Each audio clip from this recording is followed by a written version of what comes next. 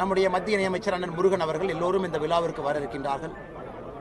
நமக்கு தெரியும், சில நாட்களுக்கு முன்பு பாரதத்தினுடைய ஜனாதிபதி அம்மா திரௌபதி முர்மு அவர்களும் கூட இங்கே வந்து ஆசி பெற்று சென்றிருக்கின்றார். இன்று ஸ்ரீராம சேவா சங்கம் அவர்கள் ஏற்பாடு செய்திருக்கக்கூடிய நிகழ்ச்சியில் வேலூர் ஜலகண்டேஸ்வரர் கோவிலிருந்து 6 அடி உயர வெள்ளி வேலை அங்கே பூஜை செய்து அபிஷேகம் செய்து அதை காணிக்கையாக அங்கே இருந்து எடுத்துச் சென்று அம்மா அவர்களுக்கு கொடுக்கக்கூடிய நிகழ்வில் ஒரு பக்தனாக நானும் இன்று ஸ்ரீபுரத்தில் நடந்த நிகழ்வில் பங்கேற்றேன். மிக அற்புதமான இந்த நிகழ்வில் நம்முடைய தலைவர்கள் எல்லோரும் கூட என்னோடு வந்திருந்தார்கள். அண்ணன் அர்ஜுன் சம்பத் அவர்கள், இந்து மக்கள் கட்சி அவர்கள், பாரதிய ஜனதா கட்சியினுடைய தலைவர்கள், தொண்டர்கள், தமிழ் மாநில காங்கிரசினுடைய தலைவர் எல்லோரும் வந்திருந்தார்கள். ஒரு பெரிய மகிழ்ச்சி. ஸ்ரீபுரம் அம்மா தோற்றுவித்த பிறகு, நாராயணி அம்மன் பீடம் வந்த பிறகு எந்த அளவுக்கு வளர்ச்சி இந்த பகுதியில் வந்திருக்கிறது என்பதை கண்கூடாக பார்க்கின்றோம். விவசாயத்தில், வேலை வாய்ப்பில், கல்வியில், அனைத்திடத்திலும் கூட ஒரு பெரிய ஒரு மாற்றத்தை அம்மா அவர்கள் நிகழ்த்தி காட்டியிருக்கின்றார். என்றோடும் பக்தர்களாக அம்மாவின் முன்பு நின்று கொண்டிருக்கின்றோம். 50 ஆண்டு கால அவருடைய அம்மாவுடைய ஜெயந்தி விழா. இன்னும் பல பக்தர்கள் வருகின்ற காலத்தில் அம்மாவுடைய அருளை பெற்று சுபிட்சமான ஒரு வாழ்க்கையை அவர்கள் பெற வேண்டும் என்று எல்லாம் வல்ல இறைவனை இந்த நேரத்தில் வேண்டிக் கொள்கின்றோம். அதனால் நம்முடைய நண்பர்களுக்கு கேள்வி இருக்கும், கேள்விகளுக்கு நான் பதில் சொல்றேன். நீங்க காலையில வைகோ நடைபயணத்தை மேற்கொண்டாரு. அதுல முதலமைச்சர் பேசுறச்ச தமிழ்நாட்டில் போதைக்கு எதிராக எடுத்துட்டு வர நடவடிக்கை ஓரளவுக்கு கை கொடுத்திருக்குது. ஆனாலும் வெளிநாட்டிலிருந்து இந்தியாவுக்குள்ள வர போதையை ஒன்றிய அரசு தான் தடுக்கணும்ன்ற ஒரு கேள்வி. 4.5 ஆண்டு காலமாக தமிழகத்தினுடைய முதலமைச்சராக திரு ஸ்டாலின் அவர்கள் இருக்கிறார். இன்னைக்கு வைகோ அவர்களுடைய நடைபயணம் திருச்சியிலிருந்து மதுரை வரை திரு வைகோ அவர்கள் 10 நாட்கள் போறாங்க. சமுதாய மத நல்லிணக்கம் அப்படிங்கிற பெயர்ல வரவேற்க வேண்டிய விஷயம் தான், தவறு கிடையாது. மூத்த தலைவர் நிறைய நடைபயணம் போயிருக்கிறாங்க. 10க்கும் மேற்பட்ட நடைபயணம் வைகோ அவர்கள் நடத்தியிருக்கிறார்கள். இது 11வது நடைபயணமா இருக்கணும். நம்முடைய தமிழ்நாட்டினுடைய முதலமைச்சர் அவர்கள் அங்கே சென்று விட்டு இந்த முழு பூசணிக்காயை சோத்துல மறைக்கிறது அப்படிம்பாங்க. அதை இன்னைக்கு நாம பார்த்திருக்கின்றோம். எப்படின்னா, அதாவது தமிழகத்தில் கஞ்சா புழக்கம் அதிகமாக இருக்கிறது, நம்ம எல்லோருக்குமே தெரியும். சிந்தட்டிக் ட்ரக் அதிகமாக இருக்கிறது. ட்ரெடிஷ்னல் ட்ரக்ஸ் என்று சொல்லக்கூடிய கஞ்சாவிலிருந்து புழக்க வழக்கங்கள் அதிகமாக இருக்கு. அப்படியே திருப்பி இன்னைக்கு மத்திய அரசு தான் காரணம் என்கின்ற பழிய மத்திய அரசின் மீது போட பார்க்குறாங்க. திமுகவுக்கு கைவந்த கலை, அதுவும் குறிப்பாக முதலமைச்சர் ஸ்டாலின் ஐயாவுக்கு கைவந்த கலை. 6 மாத காலம் இருக்கும்போது அதை கையில் எடுப்பாங்க. முதலமைச்சர் அவர்களுக்கு யாராவது அரசியலமைப்பு சட்டத்தை பற்றி பாடம் எடுக்க வேண்டிய கட்டாயம் நமக்கு இருக்கு. அரசியலமைப்பு சட்டம் என்ன, அதை படிச்சுட்டு தான் அவர் பதவி பிரமாணம் எடுத்து தமிழகத்தினுடைய முதலமைச்சர் அந்த இருக்கையில் இருக்கிறார். அப்ப இந்த law and order, maintenance, security இதெல்லாம் யாருடைய பொறுப்பு அப்படின்னு பார்த்தா ஸ்டேட் லிஸ்ட்ல வரும். 3 லிஸ்ட்ல, ஸ்டேட் லிஸ்ட்ல, மாநில அந்தஸ்து பட்டியல் அதெல்லாம் இருக்கும். அதற்குத்தான் காவல்துறை என்பது மாநில அரசுடைய முழு பொறுப்பில் இருக்கக்கூடிய ஒரு துறை. மத்திய அரசுக்கும் தமிழகத்தினுடைய காவல்துறைக்கும் எந்த சம்பந்தமும் இல்லை. இன்னைக்கு முழுமையாக இந்தியா முழுவதுமே காவல்துறை என்பது மாநில அரசுடைய பொறுப்பு. அதுக்குள்ள இன்டெலிஜென்ஸ் முதலமைச்சருடைய பொறுப்பு, அதுக்குள்ள கஞ்சா ஒழிப்பு பிரிவு முதலமைச்சருடைய பொறுப்பு. இவ்வளவு விஷயம் இருக்கு. மத்திய அரசு மாநில அரசுக்கு ஹெல்ப் பண்றதுக்காக நார்கோட்டிக்ஸ் கண்ட்ரோல் பியூரோ NCB என்கின்ற அமைப்பு வச்சிருக்கிறாங்க. அதுவும் கூட இன்னைக்கு சவுத் ஜோன் டைரக்டரா தமிழகத்தை சார்ந்த தமிழ்நாட்டில் இருக்கக்கூடிய IPS அதிகாரி ஒருத்தர் அங்க பொறுப்பேற்றிருக்கிறார். இத்தனை விஷயங்கள் நடக்கும் பொழுது இதற்கு முன்பு வேறு வேறு ஆட்சி காலத்தில் அதே திறமையாக பணி செய்த காவல்துறை நண்பர்கள் திராவிட முன்னேற்ற கழகத்தினுடைய ஆட்சி வந்த பிறகு பெண்களுக்கு எதிரான குற்றங்கள் அதிகமாக இருக்கு, குழந்தைகளுக்கு எதிரான குற்றங்கள் அதிகமாக இருக்கு, கஞ்சா புழக்க வழக்கம் அதிகமாக இருக்கிறது, வன்முறைகள் அதிகமாக இருக்கு, டெரரிஸ்ட் இன்சிடென்ட் அதிகமாக இருக்கு. அப்படி இருக்கும் பொழுது இன்னைக்கு சாதாரண பொதுமக்கள் எல்லோருமே கஞ்சா புழக்க வழக்கத்தில் நம்முடைய குழந்தைகள் பாதிக்கப்படுகின்றார்கள் என்பது எல்லா இடத்திலையும் கேட்கிறோம். ஆனால் மடைமாற்றுவதற்காக சம்பந்தமே இல்லாத ஒரு விஷயத்தை கொண்டு வந்து மத்திய அரசு பொறுப்பேற்க. ஆமா, மத்திய அரசு எங்க பொறுப்பேற்கணும்? மத்திய அரசு பார்டரை தாண்டி ஷிப்ல கன்சைன்மெண்ட் ஈரான்ல இருந்து பாகிஸ்தான்ல இருந்து வர்றாங்க அப்படின்னா அது மத்திய அரசுடைய பொறுப்பு. கோஸ்ட் கார்டு மத்திய அரசு கிட்ட இருக்கு, நேவி மத்திய அரசு கிட்ட இருக்கு, அதை திறமையாக செய்து கொண்டிருக்கின்றார்கள். ஆனா தமிழகத்தை பொறுத்தவரை இன்னைக்கு பள்ளி மாணவர்களை, நடுத்தர மக்களை குறிவைத்து தாக்கக்கூடிய கஞ்சா எங்கிருந்து வந்துச்சு? ஏகப்பட்ட விஷயம் வித்தின் த ஸ்டேட் வருது. அதுக்கு தான் மாநிலத்தினுடைய பார்டர்ல காவல்துறை இருக்கணும். ஸ்டேட்டுக்குள்ள இருந்து வருது. அவங்க கஞ்சா லேபே வச்சிருக்காங்க, மெத்து லேபே வச்சு உருவாக்கிட்டு இருக்காங்க, கெமிஸ்ட்ரி லேப் மாதிரி. அதுல இருந்து வருது. ஆன்லைன்ல ஆர்டர் பண்ணா இ-காமர்ஸ்ல வருது, டார்க் வெப்ங்கிறாங்க, அதுலயும் வருது. அதனால் முதலமைச்சரை பொறுத்தவரை இது இவ்வளவு பேசுறதுக்கு தெளிவா சொல்லிடலாம். என்னால தமிழகத்தை நிர்வாகம் செய்ய முடியல, என்னால காவல்துறையை நிர்வாகம் செய்ய முடியல, முதலமைச்சர் சொன்னா நாங்க பாத்துக்கிறோம், மத்திய அரசு பார்த்துக்கொள்ளும். முழு பொறுப்பையும் வைத்துக் கொண்டு இவ்வளவு பெரிய பொய்யை சொல்லுகின்றார். எனக்கு அடுத்த 6 மாசம் கிளிப்பிள்ளை மாதிரி இதை மட்டும் தான் பேசுவார். நான் ஏன் முதலமைச்சராக தோத்துட்டேன்னா மத்திய அரசு எனக்கு வந்து எந்த விதமான சப்போர்ட்டும் கொடுக்கல. நான் ஏன் முதலமைச்சராக தோத்துட்டுனா மத்திய அரசு தமிழ்நாட்டுக்குள்ள வர்ற கஞ்சாவை கட்டுப்படுத்தல. நான் ஏன் முதலமைச்சராக தோத்துட்டுனா தமிழகத்தினுடைய காவல்துறை மத்திய அரசு கட்டி போட்டார். இது எதையும் மக்கள் நம்ப மாட்டார்கள். மக்கள் எல்லோரும் அறிவார்ந்தவர்கள். மாநில அரசினுடைய வேலை என்ன, மத்திய அரசினுடைய வேலை என்ன என்பதை முழுமையாக தெரிந்தவர்கள். அதனால் முதலமைச்சர் சாக்கு போக்கு சொல்லாம தோல்வி அடைஞ்சிட்டா ஒப்புக்கிட்டோம். கஞ்சா புழக்கத்தை தமிழகத்தில் கட்டுப்படுத்துவதிலே நான் முதலமைச்சராக தோற்றுவிட்டேன்னு அவர் சொல்லட்டும், அதுக்கு நாங்கள் பதில் சொல்றோம்.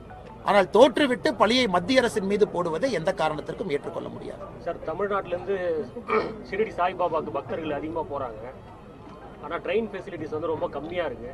பிஜேபி அண்ணாமலை வந்து ட்ரெயின் இன்னும் அதிகமாக வலியுறுத்தி வர மத்திய அமைச்சர். ஆனால் நாம் எத்தனையோ ட்ரெயினை கொண்டு வந்திருக்கிறோம். பாரதிய ஜனதா கட்சியை பொறுத்தவரை கொரோனா காலகட்டத்துக்கு முன்பு இருந்த ட்ரெயின் நிறுத்தப்பட்ட பிறகு அதை அதிகப்படுத்தி இருக்கின்றோம்.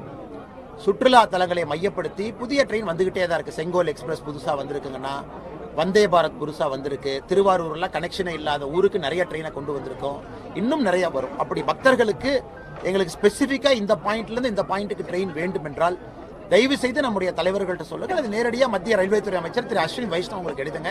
கடிதத்தினுடைய காப்பியை கொடுங்க. நிச்சயமாக அதை கொண்டு வர வேண்டியது எங்கள் பொறுப்பு. நாங்கள் கொண்டு வருகின்றோம். அதே போல காங்கிரஸ் எம்பி ஜோதிமணி இப்போதான் ஒரு ட்வீட் போட்டிருக்காங்க. காங்கிரஸ் வந்து அழிவின் பாதையில் செல்கிறது.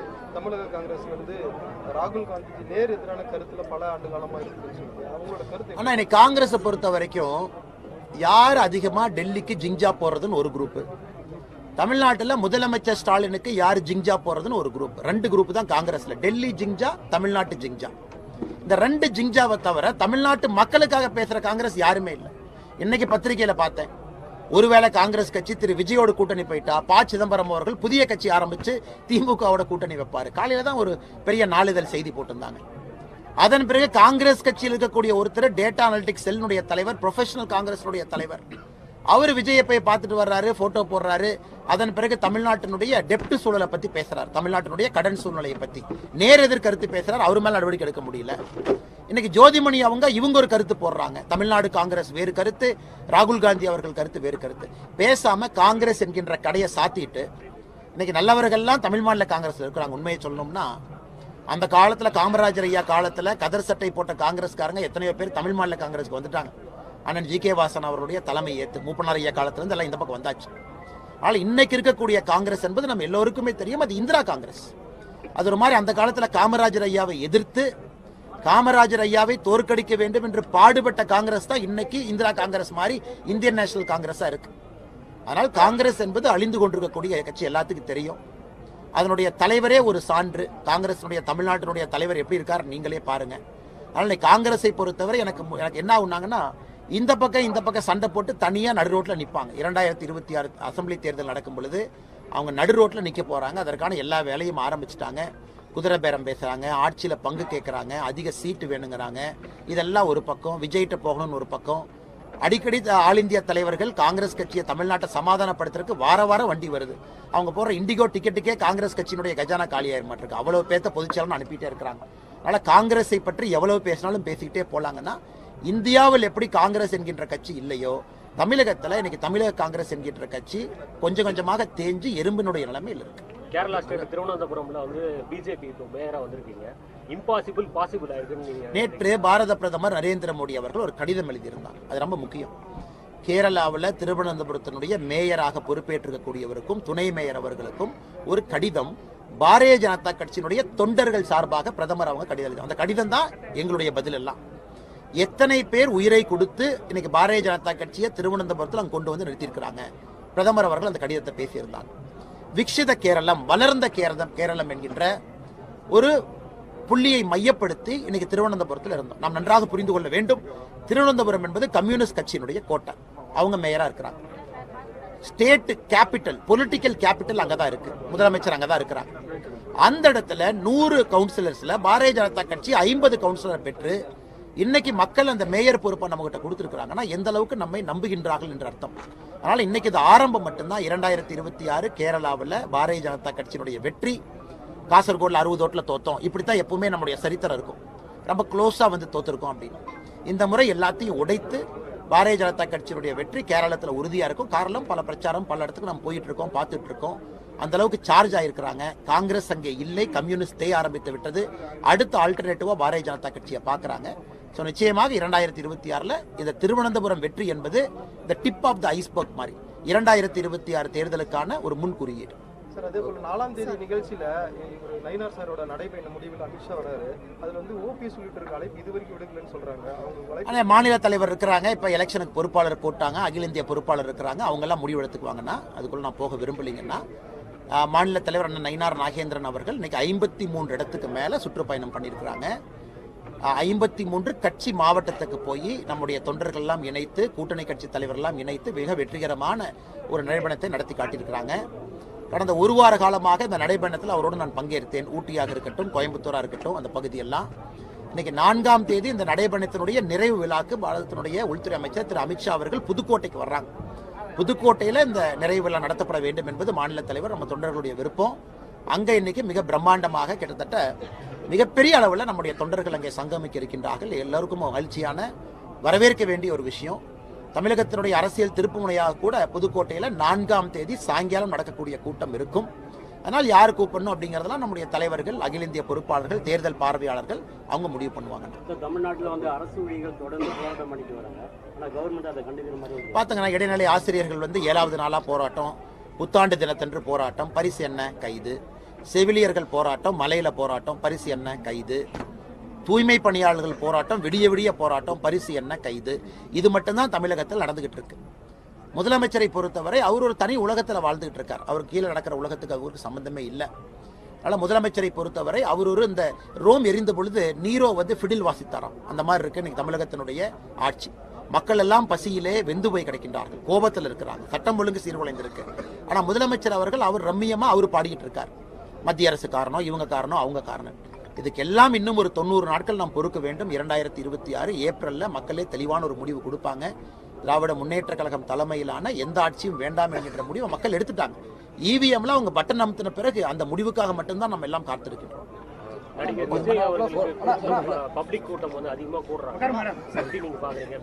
ஆனா நான் எந்த மாநாட்டுக்கு போல, நான் எங்கேயும் பார்க்கலீங்கன்னா, யாரையும் பார்க்கல. எல்லா தலைவர்களும் அவங்கவுங்க கூட்டம் போட்டுட்டும், பிடித்தவர்கள் வந்து பார்க்கட்டும், கேட்கட்டும், அவங்க முடிவெடுக்கட்டும். இவிஎம் மிஷின் போய் சொந்தமாக யோசித்து தமிழகத்தை யார் மாற்றுவார்கள் என்று நம்பி அவங்க வாக்களிக்கட்டும். தொடர்ந்து நாங்கள் சொல்லிக் கொண்டிருப்பது தேசிய ஜனநாயக கூட்டணியின் மீது மரியாதையும் அன்பும் நம்பிக்கையும் வைத்து விட்டார்கள். அது தேர்தலில் பிரதிபலிக்கும். நம்முடைய மத்திய இணையமைச்சர் அண்ணன் முருகன் அவர்கள் எல்லோரும் இந்த விழாவிற்கு வர இருக்கின்றார்கள். நமக்கு தெரியும், சில நாட்களுக்கு முன்பு பாரதத்தினுடைய ஜனாதிபதி அம்மா திரௌபதி முர்மு அவர்களும் கூட இங்கே வந்து ஆசி பெற்று சென்றிருக்கின்றார்கள்.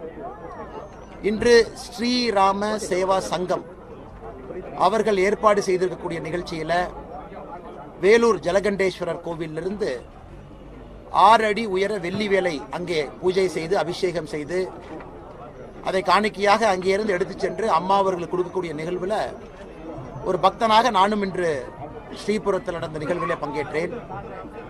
மிக அற்புதமான இந்த நிகழ்வில் நம்முடைய தலைவர்கள் எல்லோரும் கூட என்னோடு வந்திருந்தார்கள். அண்ணன் அர்ஜுன் சம்பத் அவர்கள், இந்து மக்கள் கட்சி அவர்கள், பாரதிய ஜனதா கட்சியினுடைய தலைவர்கள், தொண்டர்கள், தமிழ் மாநில காங்கிரசினுடைய தலைவர் எல்லோரும் வந்திருந்தார்கள். ஒரு பெரிய மகிழ்ச்சி. ஸ்ரீபுரம் அம்மா தோற்றுவித்த பிறகு, நாராயணி அம்மன் பீடம் வந்த பிறகு எந்த அளவுக்கு வளர்ச்சி இந்த பகுதியில் வந்திருக்கிறது என்பதை கண்கூடாக பார்க்கின்றோம். விவசாயத்தில், வேலை வாய்ப்பில், கல்வியில், அனைத்திடத்திலும் கூட ஒரு பெரிய ஒரு மாற்றத்தை அம்மா அவர்கள் நிகழ்த்தி காட்டியிருக்கின்றார். என்றோடும் பக்தர்களாக அம்மாவின் முன்பு நின்று கொண்டிருக்கின்றோம். 50 ஆண்டு கால அவருடைய அம்மாவுடைய ஜெயந்தி விழா. இன்னும் பல பக்தர்கள் வருகின்ற காலத்தில் அம்மாவுடைய அருளை பெற்று சுபிட்சமான ஒரு வாழ்க்கையை அவர்கள் பெற வேண்டும் என்று எல்லாம் வல்ல இறைவனை இந்த நேரத்தில் வேண்டிக் கொள்கின்றோம். அதனால் நம்முடைய நண்பர்களுக்கு கேள்வி இருக்கும், கேள்விகளுக்கு நான் பதில் சொல்றேன். இன்னைக்கு காலையில வந்து வைகோ நடைபயணத்தை மேற்கொண்டாரு. அதுல முதலமைச்சர் பேசுறச்ச தமிழ்நாட்டுல போதைக்கு எதிராக எடுத்துட்டு வர நடவடிக்கை ஓரளவுக்கு கை கொடுத்திருக்குது. ஆனாலும் வெளிநாட்டில இருந்து இந்தியாவுக்குள்ள வர போதையை வந்து ஒன்றிய அரசு தான் தடுக்கணும்ன்ற ஒரு கேள்வி. 4.5 ஆண்டு காலமாக தமிழகத்தினுடைய முதலமைச்சராக திரு ஸ்டாலின் அவர்கள் இருக்கிறார்.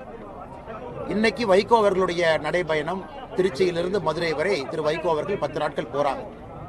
சமுதாய மத நல்லிணக்கம் அப்படிங்கிற பெயர்ல வரவேற்க வேண்டிய விஷயம் தான், தவறு கிடையாது. மூத்த தலைவர் நிறைய நடைபயணம் போயிருக்கிறாங்க. 10க்கும் மேற்பட்ட நடைபயணம் வைகோ அவர்கள் நடத்தியிருக்கிறார்கள். இது 11வது நடைபயணமா இருக்கணும். நம்முடைய தமிழ்நாட்டினுடைய முதலமைச்சர் அவர்கள் அங்கே சென்று விட்டு இந்த முழு பூசணிக்காயை சோத்துல மறைக்கிறது அப்படிம்பாங்க.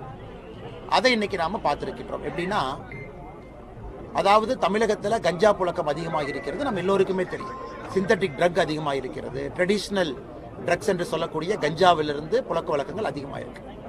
அப்படியே திருப்பி இன்னைக்கு மத்திய அரசு தான் காரணம் என்கின்ற பழிய மத்திய அரசின் மீது போட பார்க்குறாங்க. திமுகவுக்கு கைவந்த கலை, அதுவும் குறிப்பாக முதலமைச்சர் ஸ்டாலின் ஐயாவுக்கு கைவந்த கலை. 6 மாத காலம் இருக்கும்போது அதை கையில் எடுப்பாங்க. முதலமைச்சர் அவர்களுக்கு யாராவது அரசியலமைப்பு சட்டத்தை பற்றி பாடம் எடுக்க வேண்டிய கட்டாயம் நமக்கு இருக்கு. அரசியலமைப்பு சட்டம் என்ன, அதை படிச்சுட்டு தான் அவர் பதவி பிரமாணம் எடுத்து தமிழகத்தினுடைய முதலமைச்சர் அந்த இருக்கையில் இருக்கிறாங்க.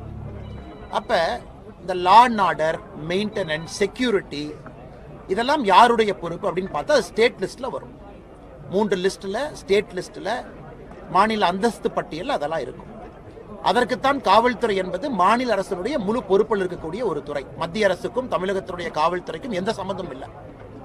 இன்னைக்கு முழுமையாக இந்தியா முழுவதுமே காவல்துறை என்பது மாநில அரசினுடைய பொறுப்பு. அதுக்குள்ள இன்டெலிஜென்ஸ் முதலமைச்சருடைய பொறுப்பு, அதுக்குள்ள கஞ்சா ஒழிப்பு பிரிவு முதலமைச்சருடைய பொறுப்பு. இவ்வளவு விஷயம் இருக்கு. மத்திய அரசு மாநில அரசுக்கு ஹெல்ப் பண்றதுக்காக நார்கோட்டிக்ஸ் கண்ட்ரோல் பியூரோ NCB என்கின்ற அமைப்பு வச்சிருக்கிறாங்க. அதுவும் கூட இன்னைக்கு சவுத் ஜோன் டைரக்டரா தமிழகத்தை சார்ந்த தமிழ்நாட்டில் இருக்கக்கூடிய IPS அதிகாரி ஒருத்தர் அங்க பொறுப்பேற்றிருக்கிறார்.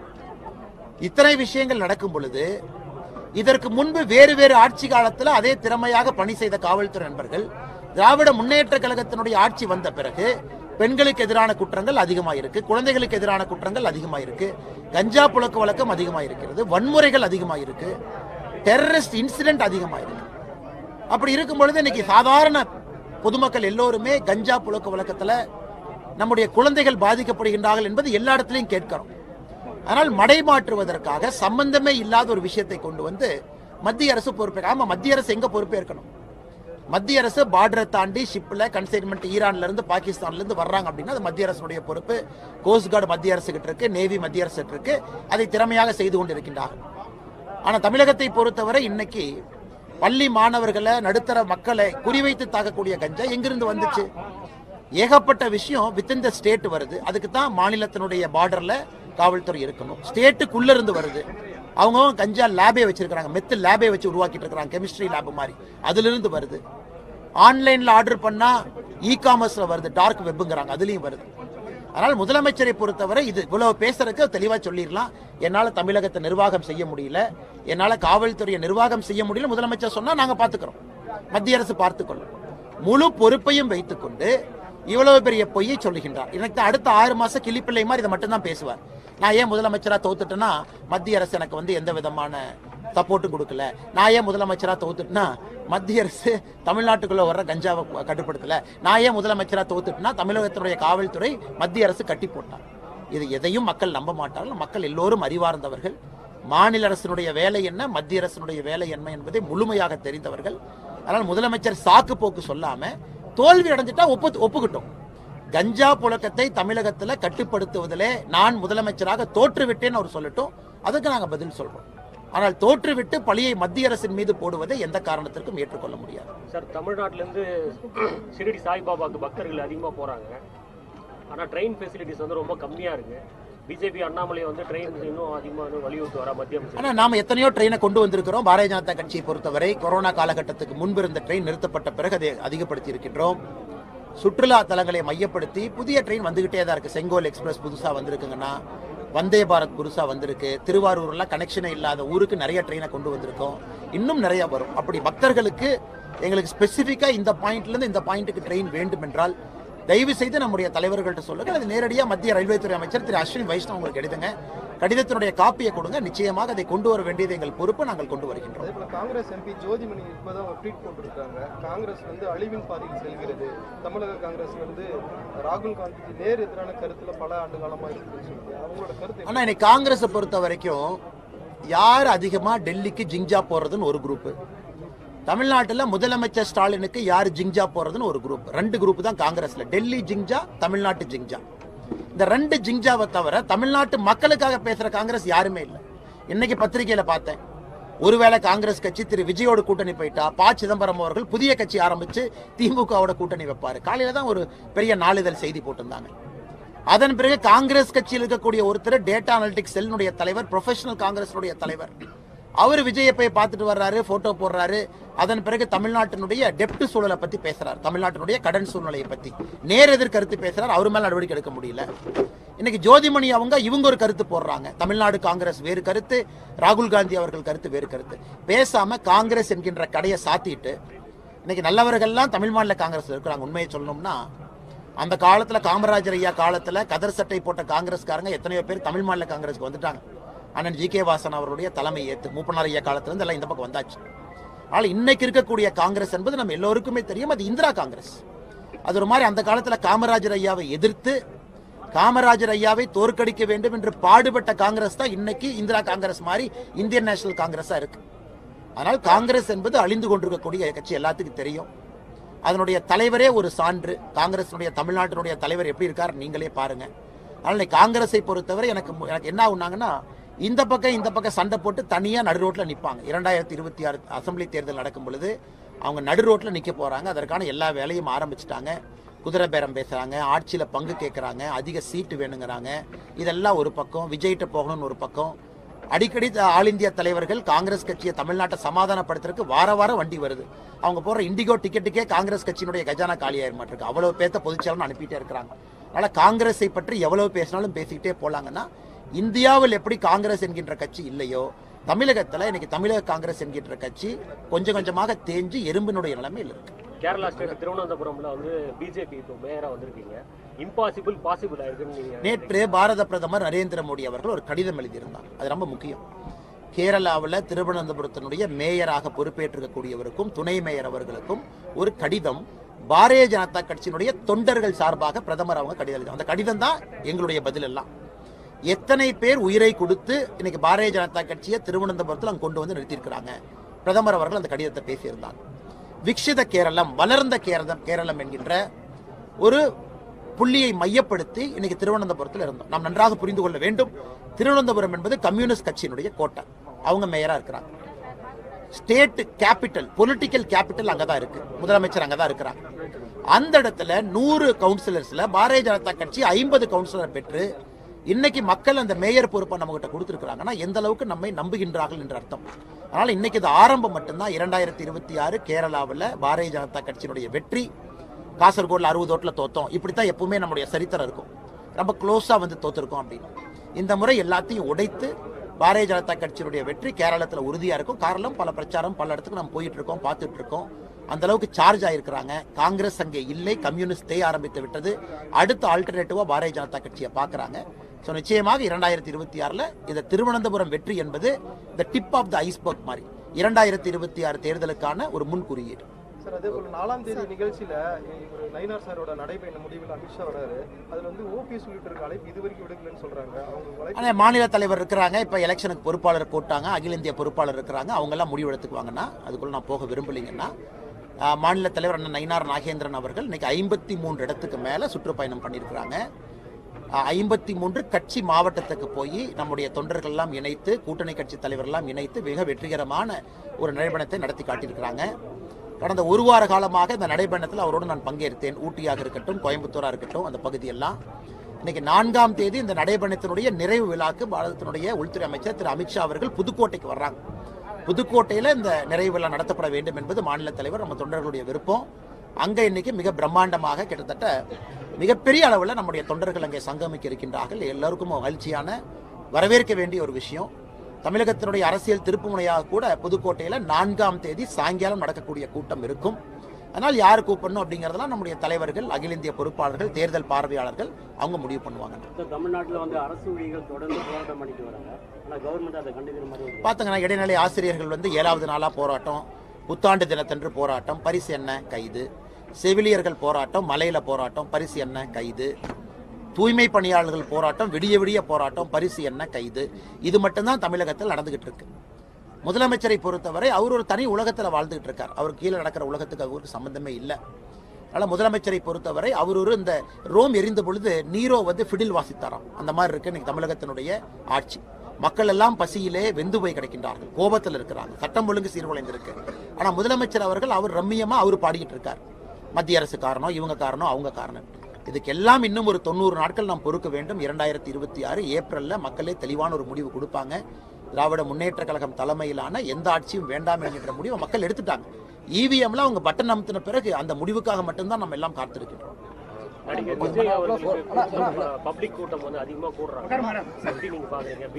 ஆனா நான் எந்த மாநாட்டுக்கு போல, நான் எங்கேயும் பார்க்கலீங்கன்னா, யாரையும் பார்க்கல. எல்லா தலைவர்களும் அவங்கவுங்க கூட்டம் போட்டுட்டும், பிடித்தவர்கள் வந்து பார்க்கட்டும், கேட்கட்டும், அவங்க முடிவெடுக்கட்டும். இவிஎம் மிஷின் போய் சொந்தமாக யோசித்து தமிழகத்தை யார் மாற்றுவார்கள் என்று நம்பி அவங்க வாக்களிக்கட்டும். தொடர்ந்து நாங்கள் சொல்லிக் கொண்டிருப்பது தேசிய ஜனநாயக கூட்டணியின் மீது மரியாதையும் அன்பும் நம்பிக்கையும் வைத்து விட்டார்கள். அது தேர்தலில் பிரதிபலிக்கும். நன்றி.